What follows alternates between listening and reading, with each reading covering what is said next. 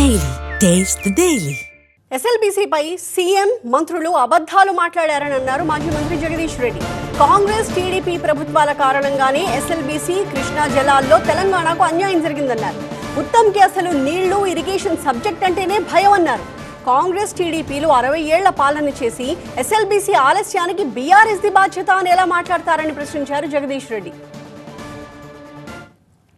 కానీ వాళ్ళ ముఖ్యమంత్రి వైనవన్న సోయి లేకుండా 2 ఏళ్ళు అయిపోతుంటే కూడా ఇంకా ఆ స్థాయి పరిపక్వత తెచ్చుకోకుండా అవే అజ్ఞానం మాటలు, అదే మూర్ఖత్వం. ఎస్ఎల్బీసీ విషయంలో, కృష్ణా నీళ్ళ విషయంలో తెలంగాణకి ఏమైనా నష్టం జరిగింది, ద్రోహం జరిగింది అని అంటే అది తెలుగుదేశం కాంగ్రెస్ పార్టీలతోనైన విషయం దేశానికంతా తెలుసు.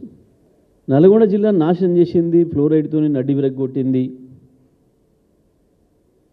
ఇది కాంగ్రెస్ పార్టీ అని తెలుసు. కృష్ణ నీళ్ళు అట్లనే పోతూనే ఉన్నాయి, నల్గొండ నాశనమైందని తెలుసు. ఆ నీళ్ళ శాఖ మంత్రికి ఏమాత్రం జ్ఞానం లేదు. ఎవరైనా ఏదైనా రాసిస్తే చదువుడు తప్ప ఆయనకు ఈత అంటే భయం, ఇరిగేషన్ సబ్జెక్ట్ అంటే భయం. 60 సంవత్సరాల పరిపాలన మీరు చేసి దానికి టీఆర్ఎస్ బాధ్యత, కేసీఆర్ బాధ్యత, హరీష్ రావు బాధ్యత. సిగ్గుండాలి కదా మాట్లాడడానికి కొంచెమైనా. అబద్ధాలకు కూడా ఒక హద్దు ఉండాలి కదా. ఎక్కడ చూపించగలుగుతారు? టీఆర్ఎస్ బాధ్యత, బీఆర్ఎస్ బాధ్యత.